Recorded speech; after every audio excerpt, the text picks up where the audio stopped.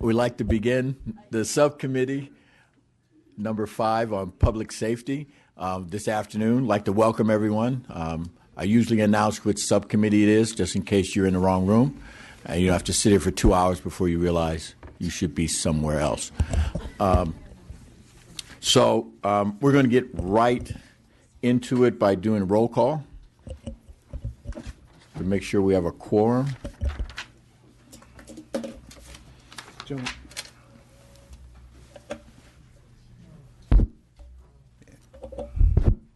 Jones Sawyer.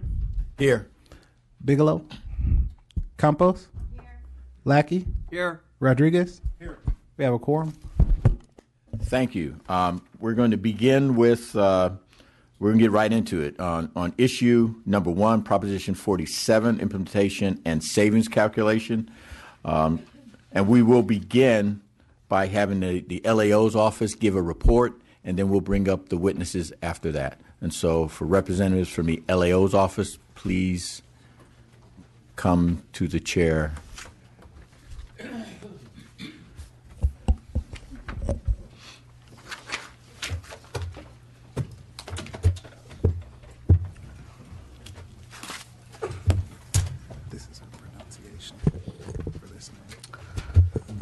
Good afternoon, Mr. Chair and members. My name is Aaron Edwards. I'm with the Legislative Analyst's Office. Your staff asked us to kind of give a really quick overview of Proposition 47 to kind of help set the context for this coming panel.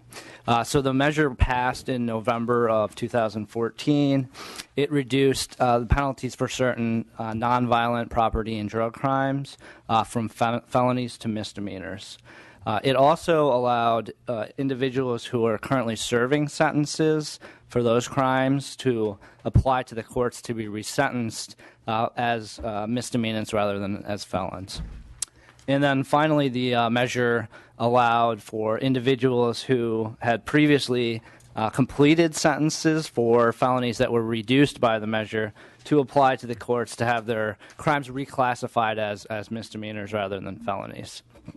And then the final piece I'll note now, and I think we'll get more into this when we get to the second panel on your agenda, related to the fiscal requirements of the measure, is that the measure required savings to the state created by the measure to be set aside into a special fund to be appropriated for specific purposes specified in the measure, ranging from mental health and substance abuse treatment to truancy and dropout prevention, and also victim services.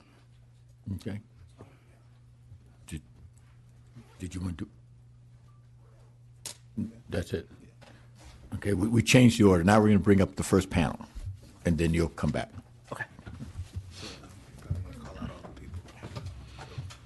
Okay, so could we have from the 8th Councilmanic District, Councilmember Marquise Harris-Dawson, and from the Mental Health Advocate for LA County, Catherine Clay.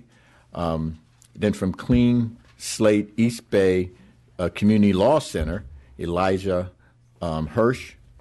And then from the Los Angeles Area Chamber of Commerce, Larry Thompson. I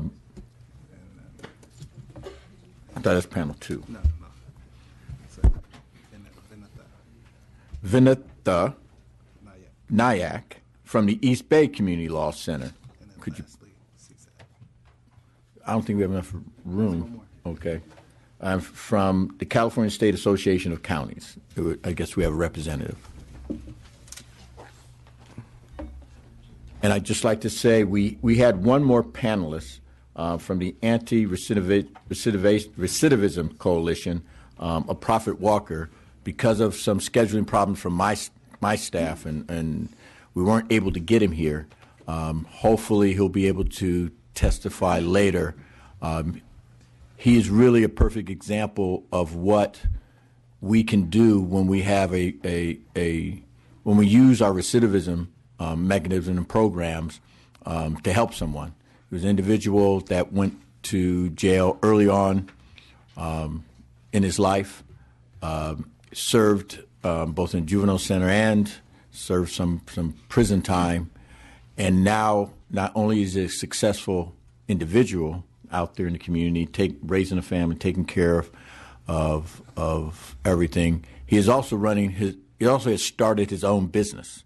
And so it's a great success story of someone who didn't have a whole lot of opportunity early on, but it's a perfect example of what we can do in California when we put our minds to it and actually help people get out of prison and get their life back together. And so hopefully we have an opportunity to hear from Mr. Walker. And so we will start with my good friend from Los Angeles, and he's not my councilman, but he's close to being my councilman in Los Angeles. Well, you're my assemblyman, so we appreciate being here, members and Mr. Chair, and my own representative to the California State Assembly, Reggie Jones Sawyer. I come before you as a member of the Los Angeles City Council. I'm the chair of the Homelessness and Poverty Committee. Los Angeles has the distinction of being the only big city in the entire United States with a standing committee on homelessness. Our homelessness problem has gotten so significant and neared the intractable stage, and so we are, as a city, trying to get in front of it. I represent the 8th Council District, which is in the heart of South Los Angeles. There are about 4 districts of the 15 that make up South Los Angeles. Of the 4 million people that live in the city of Los Angeles, about 1 million of them live in South Los Angeles. It's one of the places of the highest levels of concentrated poverty, probationers, and homeless individuals. Even when you find homeless individuals throughout the county of Los Angeles, in many cases they came from Council District 8 or in South Los Angeles. I think, Mr. Chairman, your assembly district has a distinction of being, if not the poorest, one of the poorest assembly districts in the state of California. I flew up to Sacramento this morning to be a part of this hearing, and thank you all for hearing us out, to really stress on behalf of the city of Los Angeles our demand, request, plea that the state do everything they can to do 2 things. One, come up with a more reasonable calculations for the savings for Prop 47. And then 2, and I think most importantly for all of us that are trying to do planning, make the calculation process transparent so that next year and the year after that and the year after that, we aren't all running up here sitting before you asking you to make it higher or to make it, make it different. A calculation that everybody understands that's based on common sense, where the folks who are doing planning at the County of Los Angeles and the City of Los Angeles, and frankly throughout the state, can look at the numbers and have a reasonable expectation for what's going to happen. Last week, I co-authored, along with Councilmember Joe Buscaino, who represents San Pedro, who is a retired Los Angeles police officer and senior lead officer. We put forward a motion that the City Council passed and the mayor signed, asking to put the full weight of Los Angeles behind the LAO's recommendation or estimate that the savings for Prop 47 were in fact about $100 million higher than what we got from the Office of Finance. And so this is really important. It was unanimously supported by the Los Angeles City Council. Both members who supported Prop 47 were in favor of it, and members who didn't support Prop 47 were in favor of it. I recall particularly the Republican members saying this is the reason I opposed it wasn't because I thought that I should say the one Republican member, Mitchell Englander, I should call his name out, said I opposed Prop 47 not because I was opposed to the reclassification of things from felonies to misdemeanor. It was because I didn't believe the state would ever actually send us the money. And so here we are with the calculation that for a city, the city of Los Angeles work out to be so small we could barely set up any new programs. And so this is very, very delicate. So now when LAPD apprehends someone for minor drug possession or petty theft, there isn't necessarily a place to send the person. Now that we don't send them to prison, we haven't put in place the programming necessary so that there are adequate diversionary services. The voters clearly said we want to stop spending money on prisons, but that doesn't mean we get off free, right? So that doesn't mean that we just turn people loose. One of the things about living in a low-income community of color is if a person is afflicted with a drug addiction, over time, it becomes very difficult to sustain a drug addiction without doing other things to generate money. A lot of times those things are not legal. So we know if we don't intervene with a person who has demonstrated that they have a drug addiction problem, we don't make every opportunity for them to do treatment, we know that we're just creating more problems for ourselves and our community and that individual down the line. Or we're allowing it to sort of to come to that. The last thing I would say is, in fact, as the chair of the Homelessness and Poverty Committee, I can tell you there actually has not been an increase of homelessness in the city of Los Angeles during the time of both either Prop 47 or realignment. That just hasn't occurred. But here's the deal. Somebody figured out that they should donate tents to homeless people. So everybody in Los Angeles who doesn't study this stuff believes homelessness is at one of its highest levels. At the same time, after about a 15-year clip where we had a decline, really radical declines in crime every year, and then in the last 2 years we've had increases. Now again, everybody that's actually examined it says, including the Los Angeles Police Department, says there's just not a link between Prop 47 or realignment and the increases in crime. Essentially what they say is, crime goes down for a long, long time. Eventually you're going to plateau and it's going to creep back up. In fact, Los Angeles's increase in crime is actually smaller than almost every other big city in the country. Those are the facts. But to the community, the facts don't matter that much.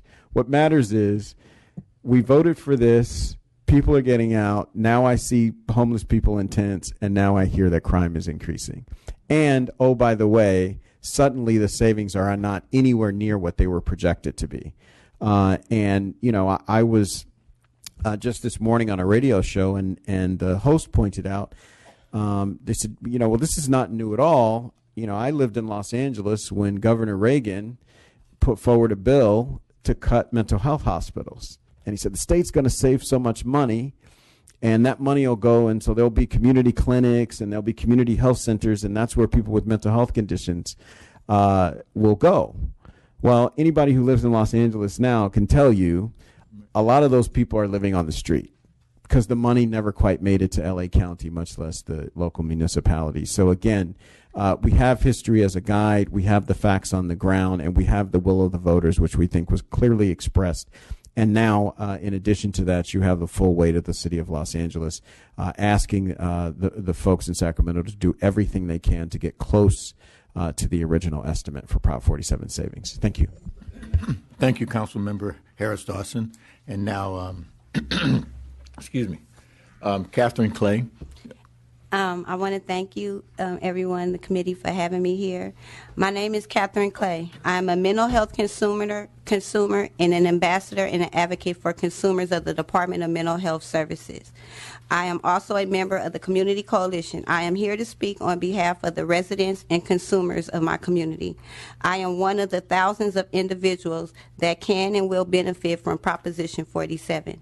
Under Proposition 47, I was eligible to reduce my felony into a misdemeanor.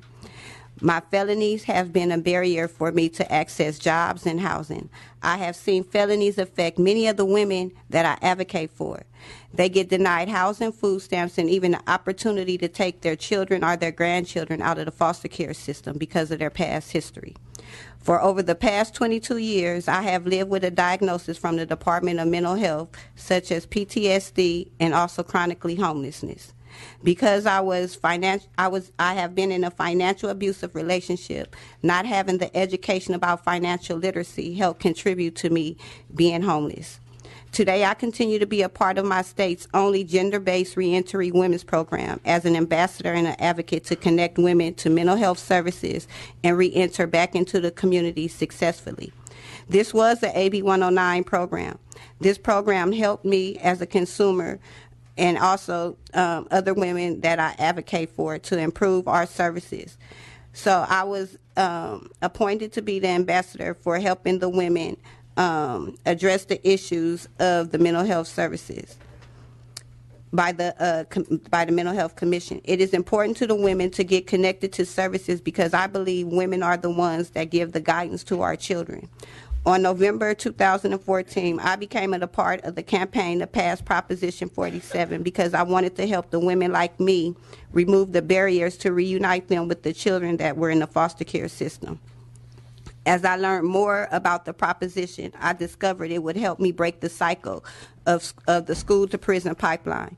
This motivated me even more to work harder to get it passed because it gave me hope that we could improve the lives and transform our communities for our children.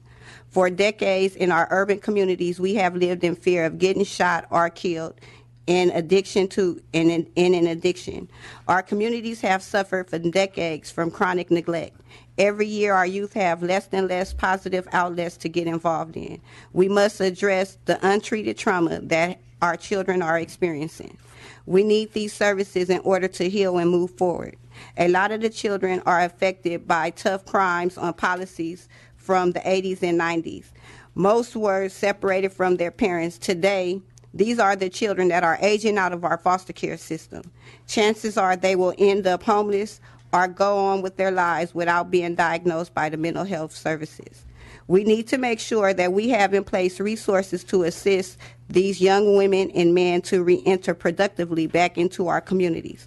Proposition 47 savings can support positive outlooks and positive places like parks, jobs trainings, after-school programming, financial literacy, and alternative ways to address institutional stigma of the mental health system.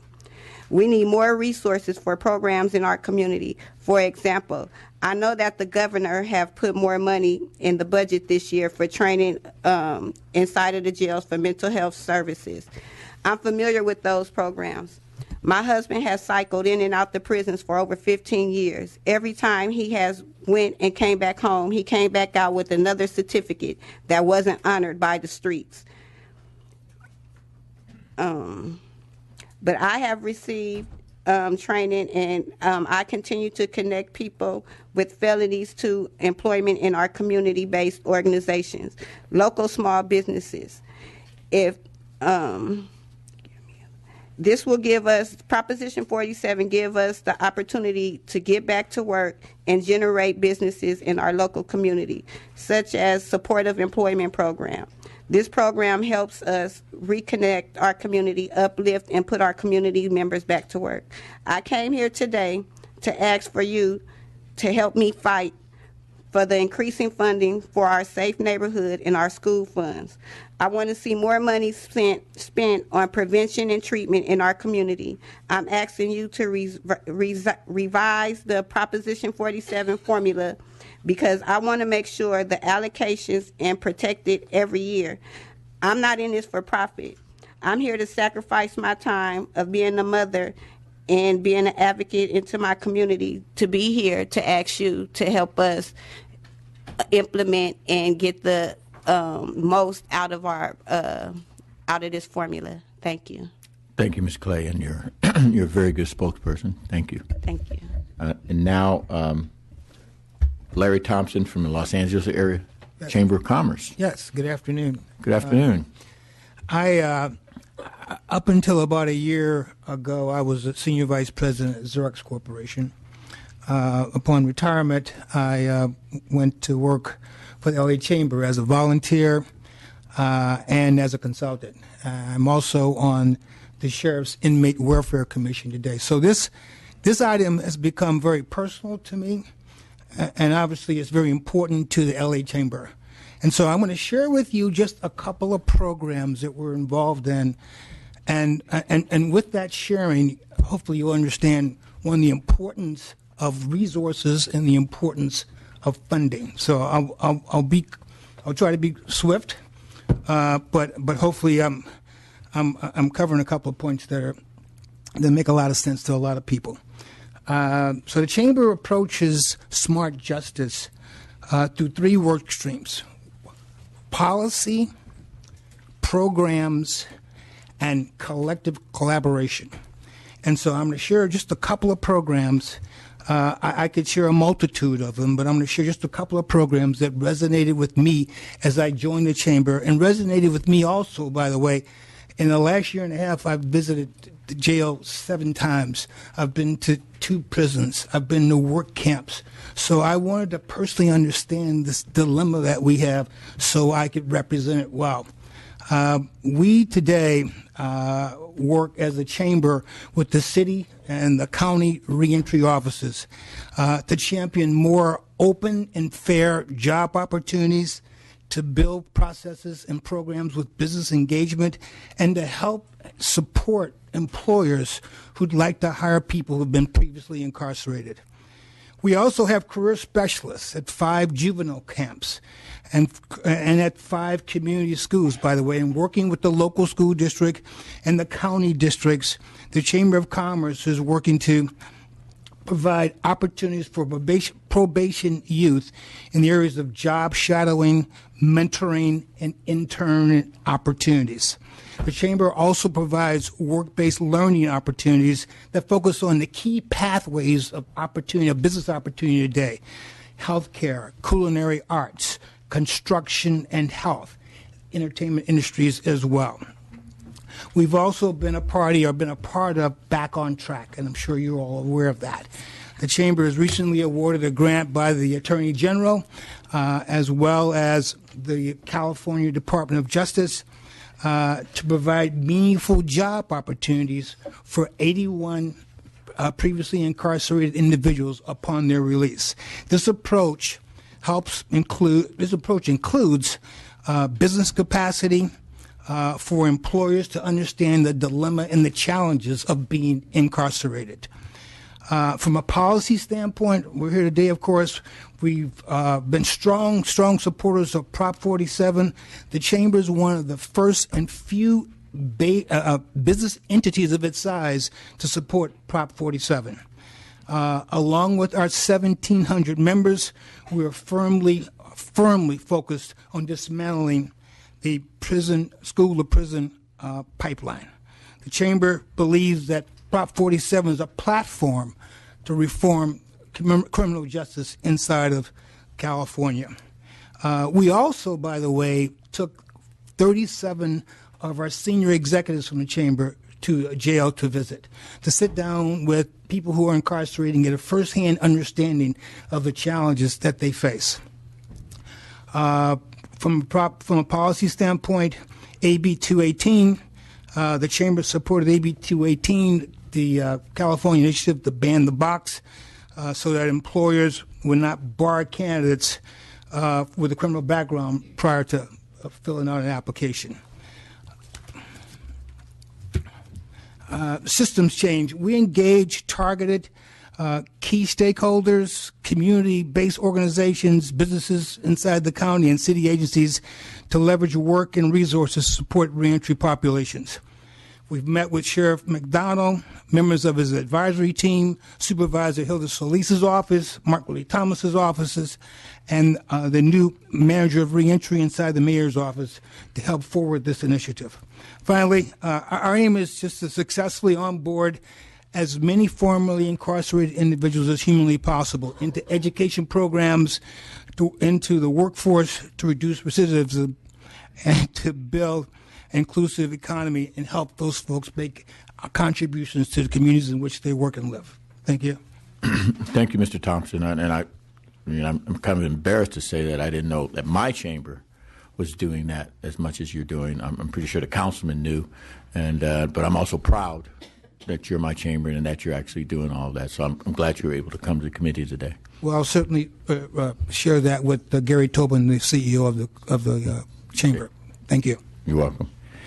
And then Vinatha Nayak. Now, how badly did I mess that up? Not so bad. It's Vinatha Nayak. Okay. And I'm an attorney at the East Bay Community Law Center. We are a teaching clinic through UC Berkeley Boltz Law School, and we service Alameda County residents. We serve about 5,000 clients a year. So I'm speaking from the perspective of a reentry legal services provider. Prop 47 has been a big help for our clients, but it's a piece of the puzzle for reentry services. There are a number of problems in the courts. As of right now, we are facing pushback from the courts because they only want to process 100 petitions a week.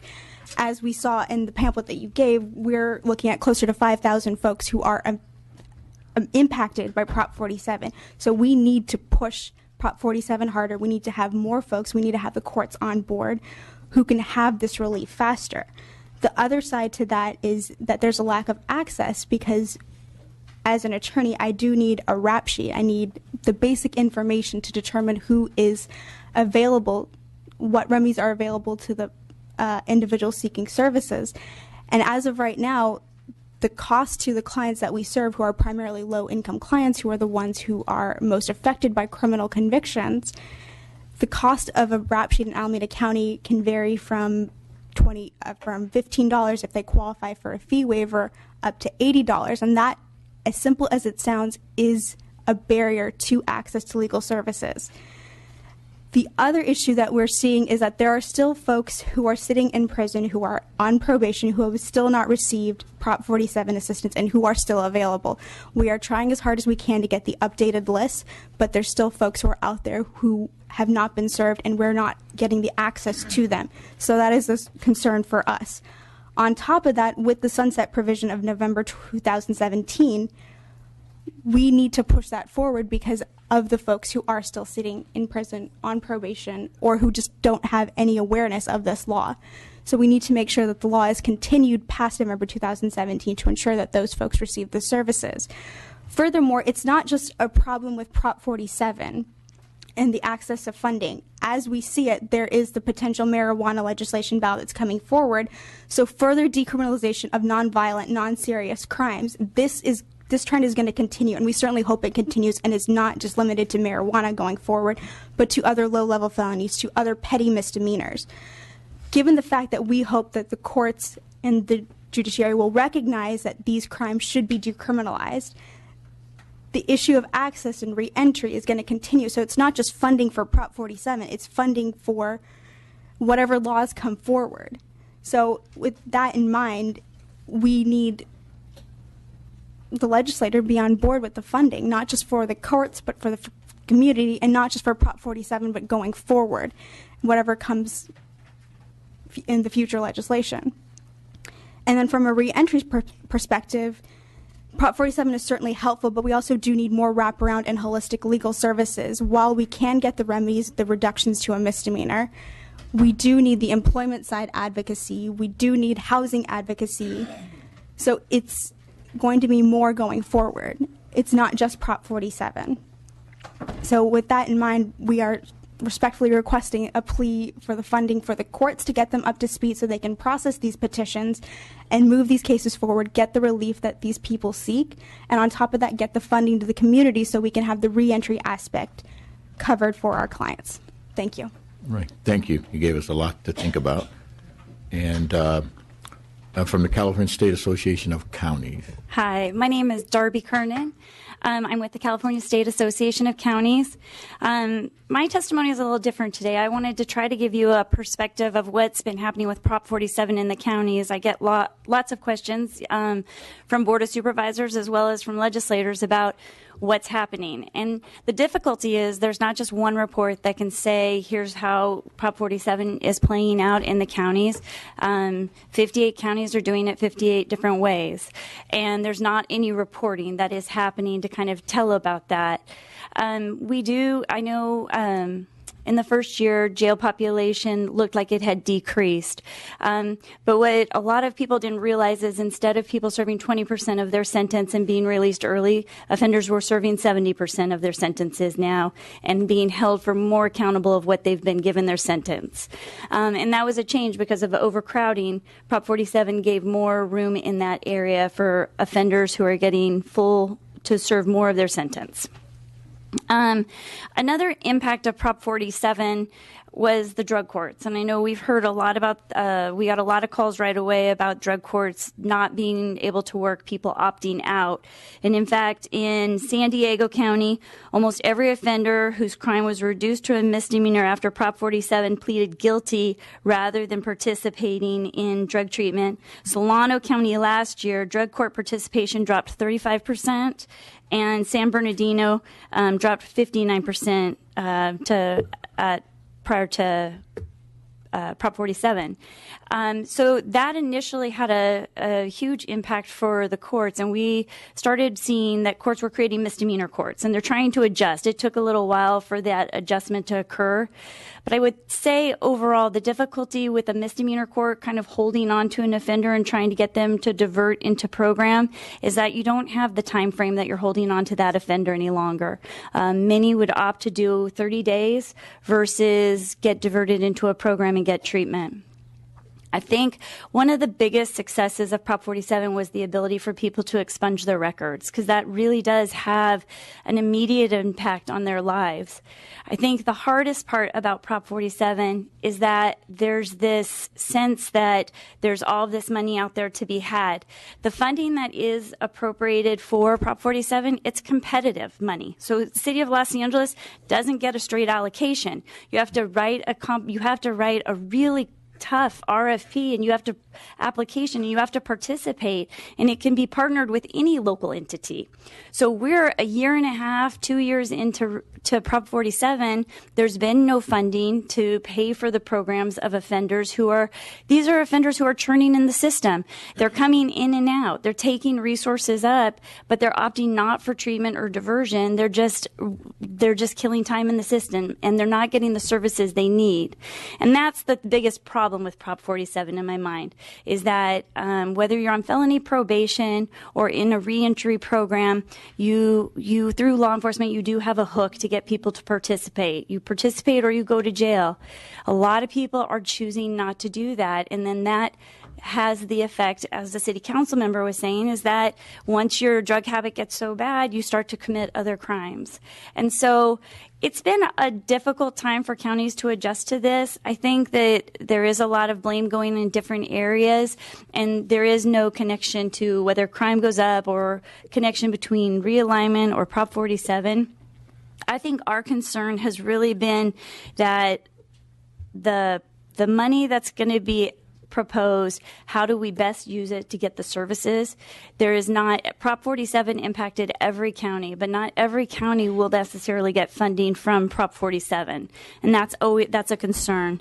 But I would point that I think that some of the positives, besides the expungement component to Prop 47, we have Medi-Cal that people are getting enrolled in. We have the drug Medi-Cal waiver, which Los Angeles is one of the counties that's participating, and the Bay Area is coming on board. And that will hopefully create more slots for people to be able to get into treatment and to be able to pay for it.